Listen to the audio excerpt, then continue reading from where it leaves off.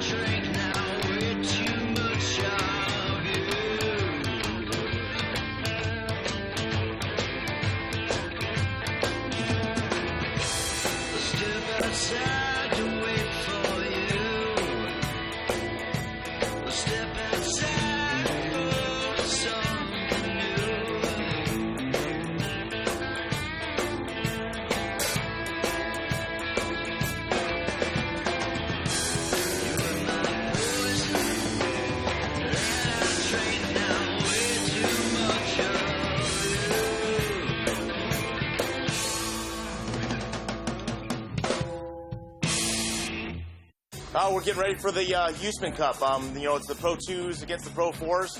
To honor Rick Huseman. It's a very exciting day. To honor some great people that aren't with us anymore. One of the greatest memories that I have of Rick Huseman is, going out there and watching him in the Pro 4 and how hard he would drive. Just hold it wide open and do a lot of steering. Hang on. Well, yeah, when it's a cup race, you just throw everything out there. Nothing to lose. The guys told me just bring the steering wheel back. So we're just going to go out there and give it all. We got our work cut out for us to get to the front, but we're going to push really hard, try to keep these Pro 4 guys behind us, but we're going to give it all we got and throw it out there. Yeah, the way the track is right now, it depends how the track comes around by Sunday. The way it is right now, they're about 4 seconds a lap faster than us. And, that's going to be huge. It's pretty tight, though, so they won't be able to do as much passing, but 4 seconds a lap, that's, like, right there. So it all depends how it plays out and how the track comes around. The Pro 4s, they're going to be started 23 seconds behind us. So when they give them the time advantage on the track, that's to equalize it. And it has worked. In the past, there's been two-wheel drives that have won this event. We saw it last year in the Cup, when Chad Horde, Pro 2, Jeff Kincaid, Pro 2, they ended up beating out the Pro 4s, which is awesome to see for the Pro 2 guys. It's a tough deal for us in the fours. Obviously, our trucks are faster, but working through the pack, you're actually a little more aggressive, a little more eager to get to the front, and I think that's why you see a lot of attrition in the Cup. There's just, you push it so hard, it seems like half the field is out before, we're halfway through it. Definitely race etiquette gets thrown out the window for the Cup race. It comes down to one race, Pro 2, Pro 4, and it's all-out battle. I think sometimes people just drive into each other, smash each other. They're going for that cup. It means so much. So some of that stuff gets thrown out the window. And a lot of times, at the starting line, you want to just walk around and say, sorry. I'm going to say sorry now because on the track, I'm not going to have time to say it. I think the Pro 2s jump a little bit better, but the Pro 4s, pretty much all in all, they got more traction. Four wheels turning instead of two. They should be able to get them pretty much everywhere. But I think at the end of the straightaway, the Pro 2 might be a little lighter, there's not as much friction, and get on top of the dirt. But coming off the corner, that's definitely Pro 4 territory. Well, we never know how it's all going to work out.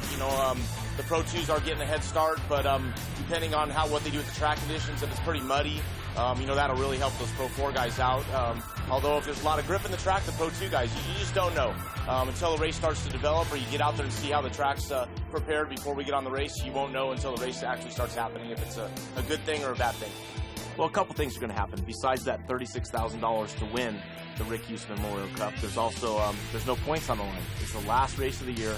Anyone that didn't win a championship or didn't win a race is going to go for it. They have nothing to lose. They can take their garbage truck home if they crash it and hang out, and they don't have to fix it right away. There's not a race coming up. So, I think a lot of people put it out there on the line. They'll drive harder, than they have all year long because there is nothing on the line.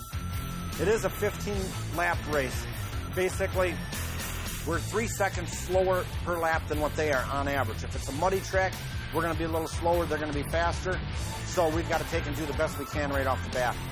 No, I'm going to try my best. Hopefully we qualified first. We don't know the inversion yet. Hopefully they draw 0, and I'll start on the front, and Le Mans start. We'll get out front, run clean without anybody doing battle with me, and we'll just run, all 15 laps, taking the checkered flag first. And so we've got 23 seconds to run away from them like scared rabbits as far as we can, because they're going to be coming through.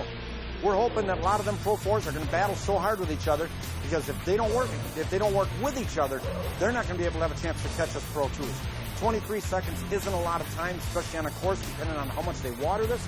But it's going to come down to the fact where if we can stay clean and can get away from them some, and they do a lot of battling, they're not going to have that chance to be able to catch us. In the Cup, they don't do the yellow, and that's probably the biggest thing. I mean, you have to be so aggressive early in the race, in the Cup race, and get as many positions as you can before these, the twos get spread out.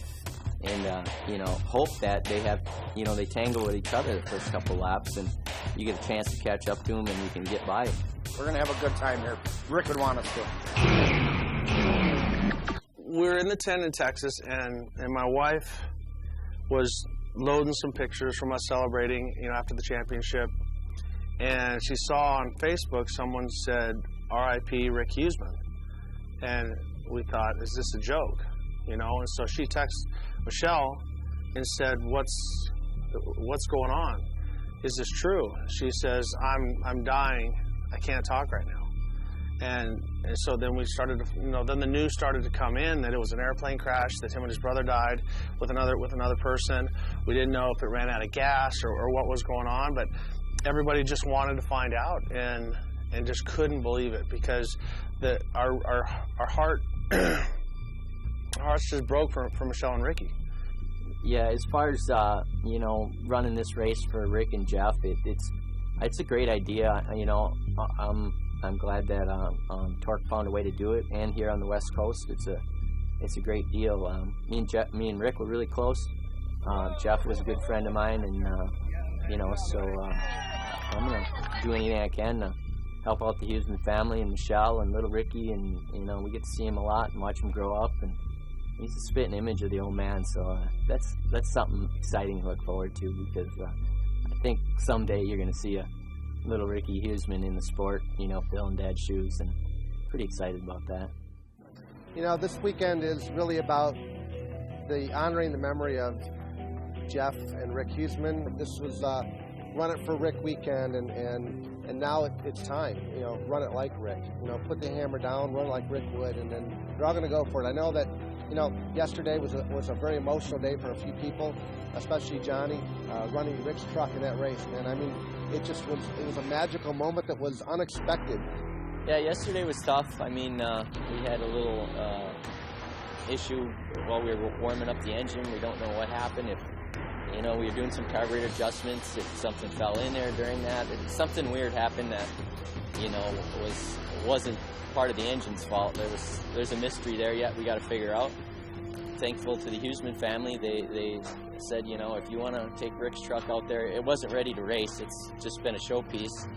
And if you want to take it out there, and they said if it'll help you in this points race, take it out there, but be careful because it's not ready to race. So, I tried every option I could think of, because I really did not want to do that. It was a really hard thing to do for me, and but it was my only option. And like I told Michelle, I said, you know what, I would have done something like that for Rick in a heartbeat, and if Rick was here and it was his option to do it, he would do it for me. So I think we were just doing what buddies do, and I treated it with respect. And when we got done, it was a little bit of an emotional roller coaster for me. I having a real hard time just thinking what I just did. I couldn't decide if it was right or wrong, or if I even should have done it, or some people were so excited and thought it was a great thing, and I didn't know what to think. When I walked up and he said thanks for making that effort, I realized the emotions coming out of Johnny, and I went over to tap Ricky. I said, Ricky, man, you need to go say something to Johnny. I said that was a hard moment for him, and Ricky came back and said, yeah, that was a tough moment. I don't know how Johnny did that.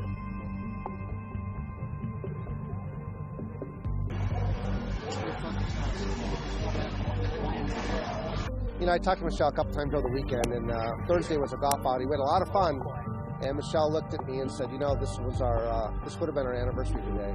And right then it dawned on me, you know, she's got a lot of emotions still swelled up in her. And it's,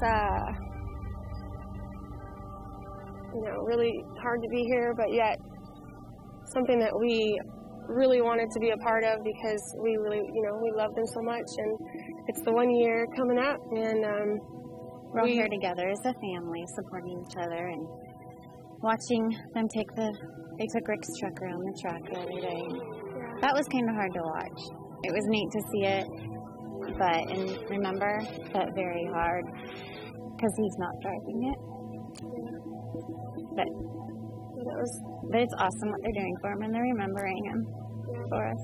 So we try and stay tight as a family, and you know, we just continue to try and keep their memories alive, and so that's what we're here doing this weekend, you know, and we're really excited to be here because we just love them so much. Yeah, I've been doing it for a while, you know, so it's kind of like a second nature deal for me, you know, but it's very exciting to get in there. First time you match the throttle, you know, your adrenaline starts pumping. You go, wow, this is exciting, you know, it's good fun. Yeah, I've been a Rick Huseman fan for many years. I remember watching him in Pro Light, you know, when him and his brothers first arrived on the scene back in Crandon. It was just a family, and Rick was so aggressive, and he was never one of those guys that was afraid to give 100%, and lost some championships and lost some races because of it. But when he won, you know, very, very spectacular. And when I would watch him when he got into the Pro 4, once again, his family was building that Pro 4.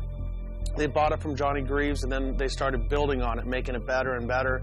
First, you know, it's a lot of crashes, but very, very fast. And then all of a sudden, he came alive, and he was just the guy to beat. And honestly, it was so much fun to watch him drive. You know, I was racing Pro 2 all those years, so every time as soon as our race was done, I'd run to the stands to watch the Pro 4, and you know, it was him and Johnny Greaves and Carl Renazetter and Scott Douglas. They were just so fast, and Rick Huseman just kept rising to the top, and when he was on, no one could touch him.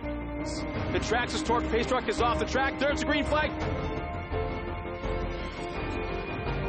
Nearly side by side of the tabletop, Rick Huseman pull up alongside Johnny Greaves as they battle for the front. Just look at the rocks being kicked up by Johnny Greaves and the rest of the field as they cross the start-finish line.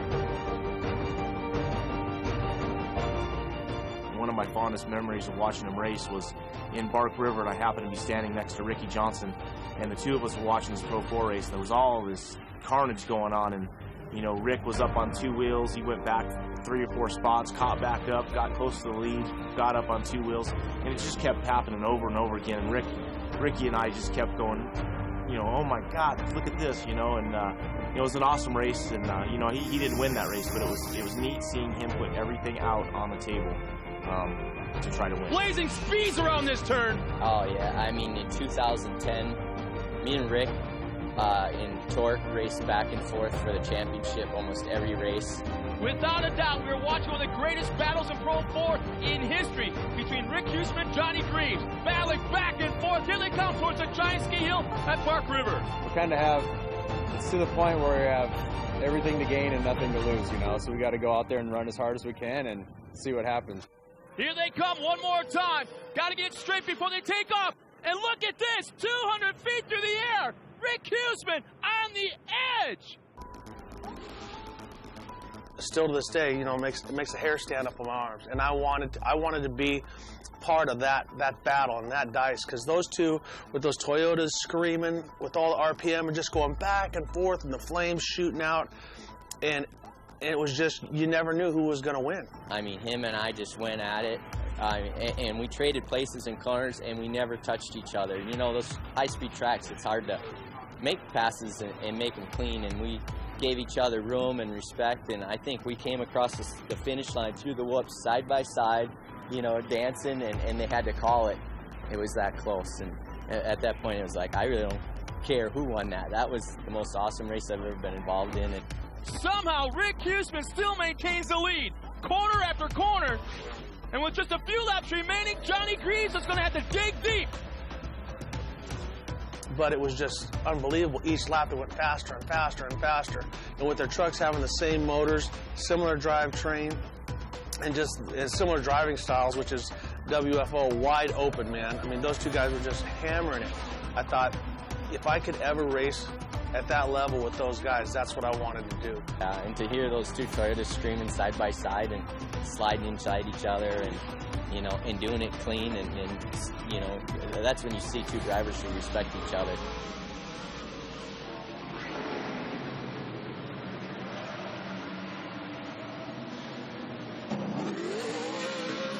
Bark River, for example, a big, fast track with lots of elevation changes. Even water comes into play if you have a really bad moment.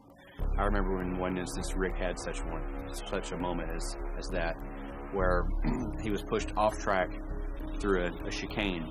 He was on the outside making a pass, probably at 80 plus miles an hour in whiteout, and got shouldered off the track. There's a creek in front of him. He kept it pinned. Had he not kept it pinned, he had just nudged it right into the track. But his motto was, you know, probably never live. So he skipped right over this creek and then up a 200-foot jump and over. And I don't remember to this day if he won that event or not, but when Rick finishes, he always finishes on the box.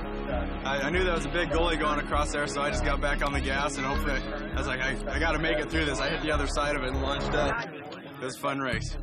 You know, it was one I'll never forget. I still got that one on my DVR and under save, and I watch it all the time. So, yeah, I'll never forget that for sure. Watching Rick Huseman was like no other. You know, every time we'd go to the track, his 110%. You know, he never gave up. And, you know, I remember a lot of races that I would see him spin out or something at the yellow, and he's in last place. And he just never gave up. He fought till the very end. And I watched him come from the back to first probably 10 times. I think he won 10 straight races in a row doing that same thing. So, you know, kind of watching that and trying to feed off of that and learn from what he's doing is to never give up, because you always have a chance to win the race. And that was one of the greatest things I could learn from Rick. I don't know, it's kind of crazy because we've been, him and I have had some very consistent races, you know. The tracks he gets first at, I get first at too, you know. It's kind of, it's been a crazy year, you know, and we're both rising to the top, so hopefully, you know, we'll stay that way. But hopefully I'm at the very top and he's at the next one down. Everyone, you know, including myself, you know, you have a mindset, you know, how you want to race and what you want to do. And I think Rick's was, you know, to give it 120%. It sure looked like he did when he was on the track. You know, that engine, the noise of his engine that it put out probably helped magnify his intensity. It was the loudest truck on the track, and it had the scream in the most high RPMs. You know, he gave it his all, and no matter where he was on the track, you could definitely hear the noise of his truck, and that's how you could find it. And I got to race Rick a couple times in Pro 4, but I never got to his level when you know, when we were good, he wasn't there. But to watch him race, he was the one guy that scared me from the grandstands. When he came along, he built a truck that was totally different, did everything different, and no one could figure it out. And he drove as a wild man, and he was on the edge all the time, and that pushed people to get where they are and push their trucks farther and farther. And everyone's building new trucks to try to get theirs to work like Rick. No one knew what's in Rick's truck, and I don't think hardly any people know what's in it today. And I mean, that's part of the game, and if it wasn't for him coming along, all the trucks I think would be a decade behind of what they are now. I mean, he brought stuff to the table, whether people know what it is or not, or still trying to figure it out. It's got everyone's heads spinning and thinking, and it's changed people. So many people changed stuff on the trucks and changed the rear end and tried this and tried that, and it made the trucks a lot faster than they are. Yeah, no, I'm definitely running the Rick Huseman Memorial Cup, you know, and you know, in honor of those guys, I was one of the ones who wanted to put it together, and I wanted everybody that could race it, and, you know, put all the politics aside, and let's go out and run as hard as we can and as fast as we can, because that's what Rick and Jeff would want. Hopefully, I'm on top. I'd like to make the family proud. We miss him a lot, and I'd much rather be racing against him than racing in memory of him. You know, coming into Lancaster, this was the first place I ever raced off-road in my life. And I came here in '07 with a single buggy, never driven an off-road car before. We came here, and the first day I ended up like 13th, and the next day I won. So this is the first place I ever won a race. So it's really cool coming back here. A lot of memories from here, building our whole team off of what started here. It's almost like a Crandon-Chicago mix. You got sweepers, you got rhythm sections, moguls, bank turns, flat turns. So there's a variety of stuff in this track that's going to make it real difficult. And not to know that the track actually goes backwards to what we're used to. It's actually all right-hand turns and 2 lefts.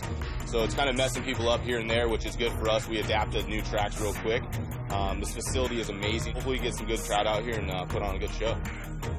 Here at Lancaster, I mean, this is the first time that I can ever remember a short course race in the TORC series, or any series, short course series for that matter, going the opposite direction. What I mean by that, when you're sitting in the grandstands, instead of the trucks typically going by you from left to right, we're going from right to left. So a lot of the drivers, when we first went out there on the track, you know, you get out there and you start walking the way you think that we're supposed to go, and you realize this isn't the way we're going, so we're going to go the other way. So it's really weird, you know, to a lot of us. And because you sit, you know, on the driver's side of the vehicles, on the left side of the vehicle, when you're turning left, you're on the inside, so you feel safer when you're tipping over.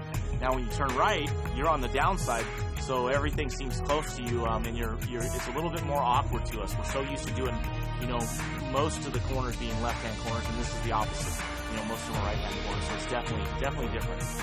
I definitely come out of practice scratching my head a little bit, but it's a new track, you know, and not a lot of trucks have been on it, so they're slowly tuning it in, and hopefully we'll get the truck tuned into it. You know, we're excited to race here. I like technical tracks like this. I think for our race, it's going to be super slippery. They're going to have to water the crap out of it to keep the water inside. They need to rip it a little bit, but, you know, the dirt's good. It's kind of like a mixture of a desert race, short course race. You got dust, you got big ruts and berms and stuff building up, so it's going to be an awesome race. The track itself after practice is pretty tough. It's the setup of it is interesting. It's got a lot of switchbacks. It's very technical, but the dirt itself is diabolical. It's got no clay in it, so it goes from silty to soupy, and there's very little in between. So it's going to be tire choice and tire groove is going to be very important this weekend. The track's awesome. I mean, altogether, I love it. I mean, I think with how technical it is and all the jumps and bumps and corners and ruts, I mean, I love it. I think it's a blast. This is a good event here. Being down here in Southern California, we're having a good time. We're going to go out. We're going to win this cup race. That's our plan. We're going to take and be able to party like rock stars tonight. Because there ain't no monster going to take and be happening on this party today. Welcome, everybody, to Lancaster, California, and the final race of the 2012 season. It's the Rick Huseman Memorial Cup presented by Peak Antifreeze. And right there it is, the number 36 Monster Energy Toyota of Rick Huseman, and being driven right now by his brother Kevin. One final memorial lap in honor of Rick Huseman. And there's a shot of the cup itself. Every driver wants to have his name on that first. As you can see, Kevin right now pulling the truck off the track. From what we're hearing, maybe the last time. So many wins, championships, and it all started right here. His first career win in a Pro 4 right here in Lancaster, California, as the trucks go out for their final parade lap. And Scott, when they come back, they're going to do a complete stop in a Le Mans style start, not what we're used to seeing. Yeah, it's very close to being a land rush start, but they'll actually be parked, I guess you'd say, on the edge of the track, facing down the straightaway, diagonally. And basically, your left front tire will be on the guy to your left on his right rear tire. So it's going to be all the way down the line, as you see right there. Pro 4s will be in the back row, Pro 2s in the front row. Again, about a 22, 23-second staggered start. And that's calculated towards the end of the race. On paper, they should be coming together, but with all the gloves off and everything else that's going to be going, Pro 2s racing against Pro 4s, you never know what's going to happen. Now that staggered start sounds like it's a long time between Pro 2 and Pro 4 and the start, but really the Pro 4s with four-wheel drive and those four tires grabbing, they are that much faster than Pro 2 are on this racetrack. Once they get underway, the Pro 2s are going to want to separate themselves as far as they possibly can ahead of the four-wheel drives when they let them loose. When the Pro 4s go, they want to pass as many guys as soon as they can. You can hear the engines revving right now, seconds away from the drop of the green flag, and there it is. We're underway with the Rick Huseman Memorial Cup presented by Peak Antifreeze. Chad Horde and Mike Oberg on the front row. Oberg to the outside, gets hit by Bryce Menzies. Run hard, run hard, run hard. Keep going, keep going, keep going. That puts Oberg into the inside wall, dead last in the field, and now Pro 4's underway. And Johnny Greaves just dynamites into turn one with the lead. Adrian Cheney second. And from second on back, they're all leaning on each other. All kinds of contact to start off the four-wheel drives. Right now, the number 9 of Chad Horde ahead of the Pro 2 field. But he's got the brand new 2012 Pro 2 champion and Bryce Menzies right behind him. He sure does, and they've created some separation, which is great at this point of the race. They're going to try to put some distance on the rest of the field. Now, Jim, one of the things you got to keep an eye on is what the drivers talk about before this race, and that's battling each other. If you got two guys in Pro 4 or two guys in Pro 2 banging fenders, that's slowing them down, not working their way to the front, especially in Pro 4, where they're, like you said earlier, trying to pass as many guys as fast as they can and as early as they can in this race. Exactly. Don't get caught up in it. Keep your eye on the prize at hand. Now, Chad Horde still maintains that lead. He's got an experience in winning these cup races. As Adrian Cheney, one of the perennial favorites in Pro 4, his day is done. Definitely a bummer, but it's the Boss Snowplow Nissan of Chad Horde continuing to lead the pack. A Bark River, Northern Michigan native made the haul out here to Southern California. Is having a great time, at least for right now. Come on, bud. Let's go get him. Let's go get him. Still at 7, up to 10. Clear by 10. Bryce Menzies currently running in second place. Looks like he's drawing in the leader just a little bit. And what's hard to gauge right now, Jim, is the fact that as Mark Jenkins goes around, in that dry, slick area, Jenkins has a problem, goes all the way around. If we take another look at this, I think he's lost the front-wheel drive in the truck, which is what caused him to go around. And the first indication we see right there, Jim, no roost, no dirt being kicked up by those front tires, and that's exactly it. It's going to make it nearly impossible for Mark Jenkins to take home the very first Rick Huseman Memorial Cup. We've got some great racing going on here in the Rick Huseman Memorial Cup, presented by Peak Antifreeze, with Chad Horde running up front. What a beautiful day out here in Lancaster, California, as we go on board with Chad Horde. Right now, the leader, clear sailing right now. A little bit of separation going on, but the four-wheel drives are starting to make their way through the pack. And look at Bryce Menzies, that number 1 Red Bull Ram, now right in the back bumper of Chad Horde.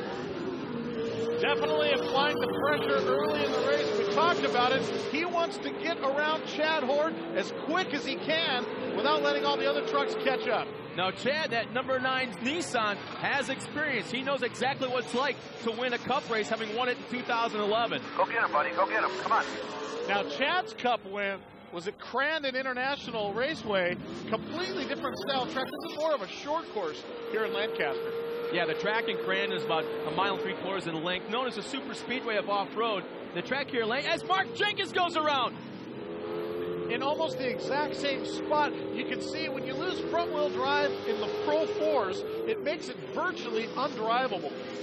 Now, the track here in Lancaster is about 3/4 mile in length, and it's very, very hard to run a perfect lap. With all the ruts, the different track conditions, dry in some areas, muddy in some areas. I mean, you got to run a perfect lap, turn after turn, straightaway after straightaway, to win a cup race. Chad did that at Crandon a few years ago, ran a perfect race. Here today, whole different animal. Well, so far, he's got it going on for sure. You can see the roost coming back into the front windshield of Bryce Menzies. As Mark Jenkins still on the track, minus front-wheel drive, and he's about to go lap down to Chad Horde and Bryce Menzies. The battle's heating up, and Bryce trying to find his way around. Mark, only 2 or 3 cars behind you. You gotta let these guys race. You cannot throw them up. It sounds like Charlie Schlieve is telling Bryce to possibly use Mark Jenkins as a pick. Man, I can do anything. Stay wide in the turn and get out of their way. And Mark Jenkins goes around again, and he collects Chad Horde, and here comes Bryce Menzies, now our leader. You heard Kenny Kincaid, the spotter for Mark Jenkins, concerned to try to give room to the leaders, but goes around again. You want to have as much race etiquette as possible, but you can just see how hard that truck is to control right now. As we take a look at it again, Jenkins goes around, makes slight contact with Chad Hort. Chad had nowhere to go, and Bryce Menzies keeps it clean, goes way to the outside, comes around, keeps that momentum up, and takes the lead. Man, in that situation, you got to be so aware of what's going on around you and behind you. And look at this! Bryce Menzies slides out wide. Chad Hort back to the lead. You can see a huge rut forming in that final turn. Bryce is trying to utilize the outside line up against the wall in that berm, and Chad Hort goes to the inside and retakes the lead. Now they've got something else to worry about. Rob McCachran, the number 21 Mopar Ram, he's on the back door of Bryce Menzies. And here's the scary part about Rob. He's got experience winning a cup race in a Pro 4 and a Pro 2. And here comes Johnny Greaves off the track. It looks like his day is now done. First Adrian Cheney, now Johnny Greaves, two of the top Pro 4s out of the race. And look at Bryce Menzies coming right back on Chad Hort. And the Roos is getting kicked up into that cockpit of that Ram. You're right in the game, man. You're right in the game. You ain't far behind him at all. Let's go.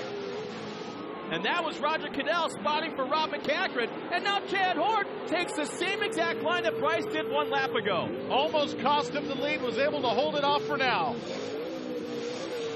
Rob by 4. Rob by 4. And you can hear Charlie Schleve talking to Bryce Menzies. He's got concern in that voice as Rob McCachran's on the move. No pressure from behind. We got 10 laps remaining. We're 1/3 of the way through this inaugural Rick Huseman Memorial Cup race. Chad Hort, we go on board. There's our leader. Bryce Menzies trying to run him down, and Rob McCachran trying to get by both of them.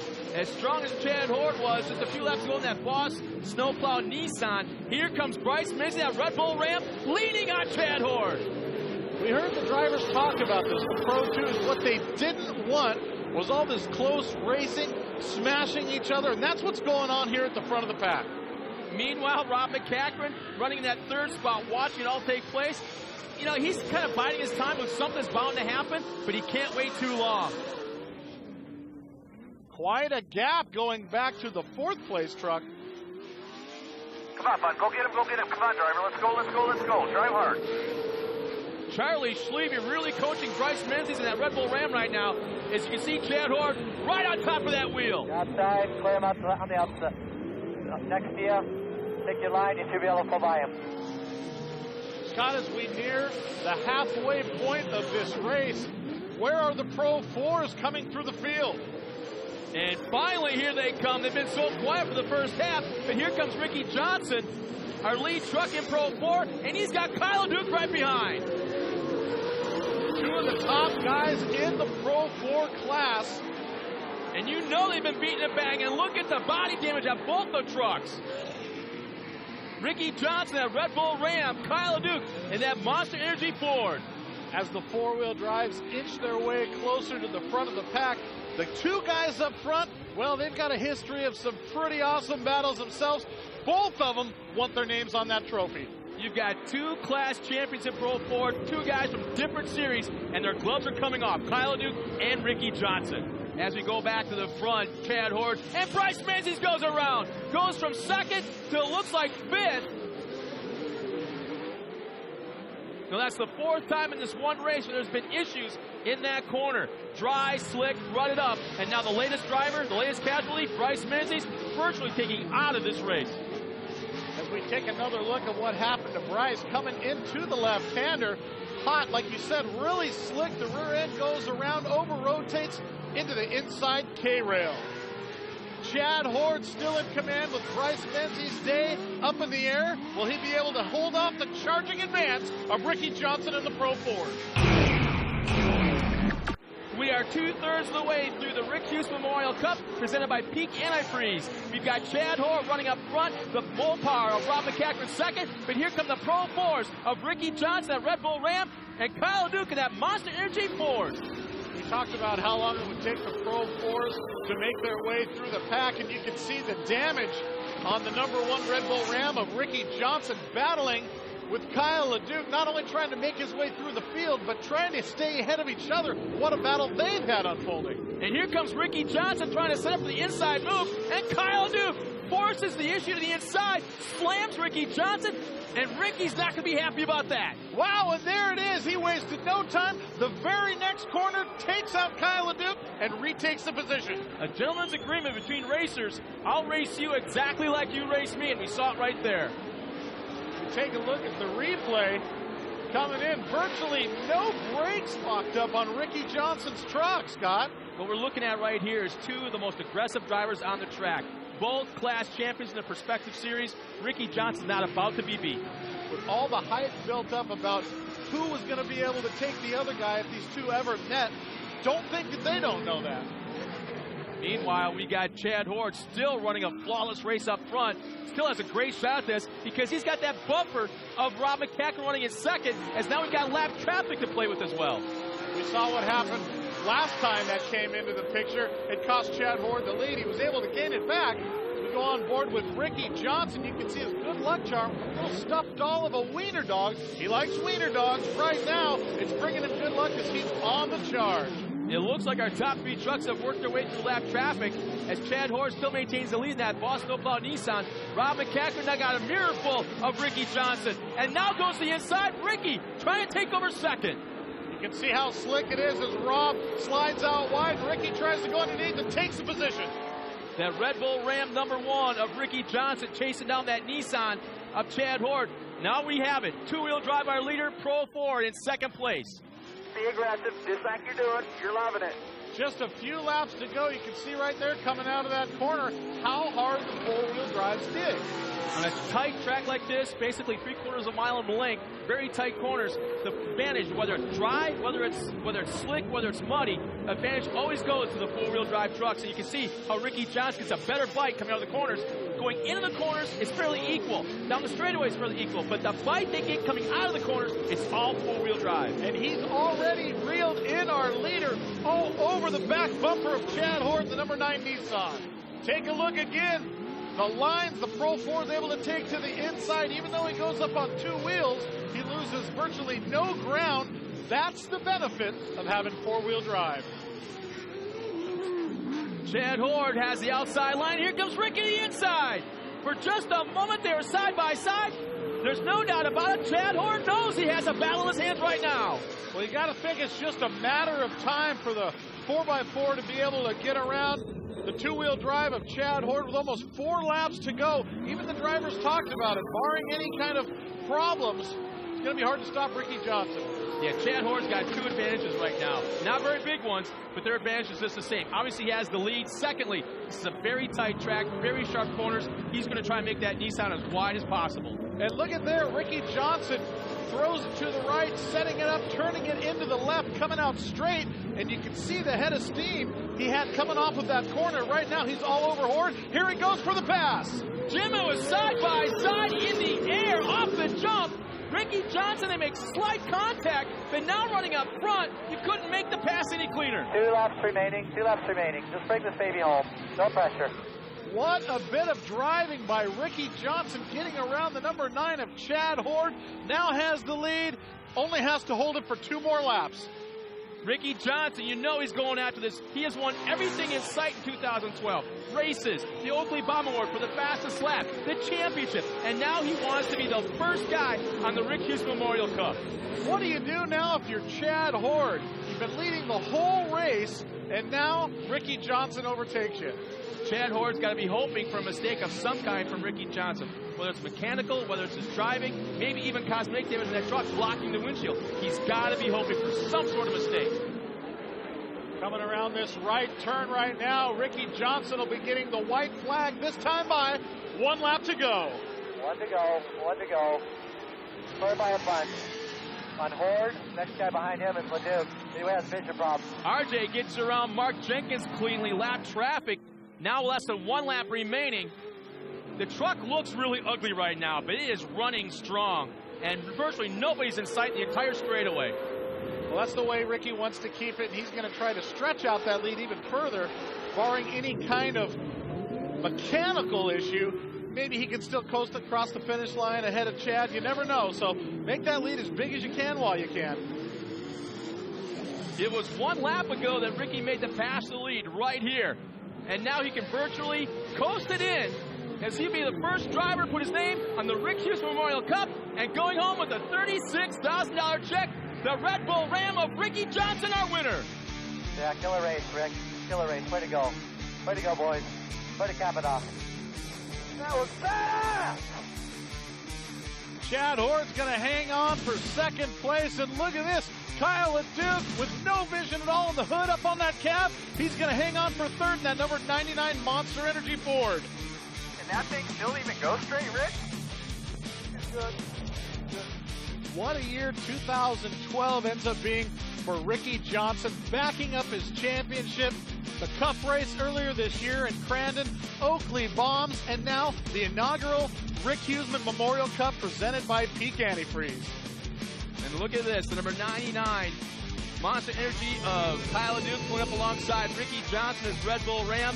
A salute to each other, a great race, and there's no doubt about it. These two guys drove it exactly the way Rick Huseman would have. And Jim, let's take a look at our final results. Well, rounding out the top 5, none other than the 47 of Traxxas CEO Mike Jenkins. Scott Douglas comes across 4th as we saw Kyle LeDuc making his debut out here, the number 99. Chad Hort hangs on for 2nd, but today it's all about Ricky Johnson. Now, Scott, of all the things Ricky won, the championships, the Oakley Bomb Awards, the Cup races, the inaugural Rick Huseman Memorial Cup, you know this has got to mean more. He's really into his motorsports. He puts 120% into it. He's very passionate about it, and he wears his heart out on his sleeve. He cries openly, he cheers openly, he's mad openly, and today being able to put his name on that trophy as the first driver to win this race, and you know, I wouldn't be surprised if he kisses the trophy, puts his name on it, and then hands it to Michelle. And what a weekend it had to have been for his close, dear friend Johnny Greaves as well. He had to watch most of today's race from inside the truck. He actually drove Rick's truck yesterday. Got to be very emotional for Johnny as well. And you can see Ricky right there. This is what the weekend's all about, man. Celebrating the end of the season, Ricky's championships, and the lives, more importantly, the lives of Jeff and Rick Huseman. And right there, that's the man that's going to carry that torch to end the year in honor of those two guys and his championship. To be the first to win the Rick Huseman Memorial Cup means the world to me. To bring TORC back to the West Coast and win, and I'm on top of the world, man. I am on top of the world. Wow. What happened in that race? I have no idea. This is the kind of that he would love. I mean, Kyle plowed me pretty hard, so turnabout's fair play. I give him a little nudge. And then he got caught behind some guys, and then I had clear sailing against the Pro 2s. But I just hope the fans loved it. I mean, damn, it was one action-packed race. I mean, with Johnny and Kyle, and you know, I had monsters all over me, but my bull rammed his way through, and man, what an end to it! Just a freaking awesome year. We ran good, you know. It was fun. Had a sick adventure out there for Ricky, and I tried, man. That was good. It was a hustle fest, but you know, some guys smashed, some guys crashed. I like doing races, but it's all good. Yeah, and it wasn't a gimme, man. Like I said, Kyle hauled the acid, and Chad, man, he knew how to keep that thing wide and put it to the inside, and he made me work at it. Man, fun deal. Truck did awesome. This race is just the whole meaning of it. Run it for Rick. It's just awesome, and be the #1 Pro 2 here and mix it up with these guys. But you know, let's not all forget this is for the Huseman family, and this is why we're here.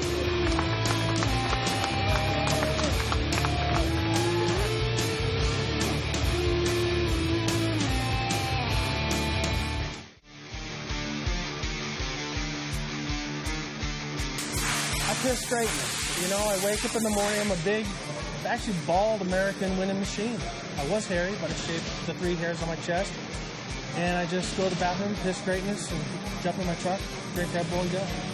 Charlie, I agree with everything. You're always a winner with me. Yeah. You tell me. What do I need to defend myself on?